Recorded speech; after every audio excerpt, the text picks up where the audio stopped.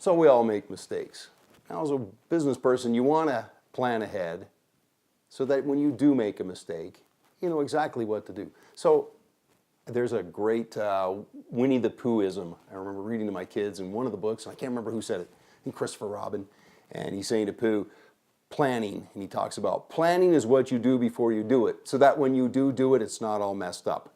And it's the same in business, that if you plan ahead, you can be ready for pretty much anything that happens. We're all going to make mistakes. In my career, I've given many presentations, sometimes in front of thousands of people. And sometimes mistakes happen. Sometimes you flub a word or you forget a name. And to be able to recover with some sort of professionalism is everything. So I'm going to give you the recommendation that if you have a good thought ahead of time about what your reaction will be whenever you make a mistake, you have the ability to pull it off with relative grace.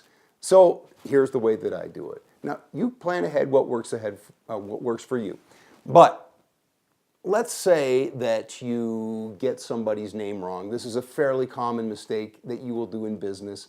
There's just so many people that you're going to run into that sometimes you will get a name wrong. And it can be one of those situations where you get flustered and tongue-tied and you have the ability to make an awkward situation even more awkward. But the way that I do it is I have the same reaction almost every single time, and then I issue an immediate, heartfelt mea culpa. For those of you who don't speak Latin, that's just a more fancy way of saying my bad. So this is what I do. Let's say I'm in a situation and I meet somebody and I say, hey, Gary, it's good to see you again. And they correct me and they say, it's actually Greg. I do the same thing every time. And then I immediately say, I am so sorry, Greg. You know, it's been a long day, or I'm jet lagged, or I'm having a senior moment, whatever it is. You issue a heartfelt mea culpa and you move on. You move on with grace. So for me, and it's been something that my family always does, when we say something wrong and we're talkers, we do this same thing.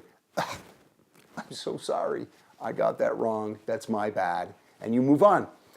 So the faster you're able to do that and establish what you're comfortable with, and you do that every time you make a mistake, be it getting somebody's name wrong or something, you drop something during a presentation or you make a typo, whatever it is. So anyway, you need to practice that ahead of time. Again, plan ahead so that you're always professional, but know that life is not perfect. You know, if life were perfect, pencils would not have erasers.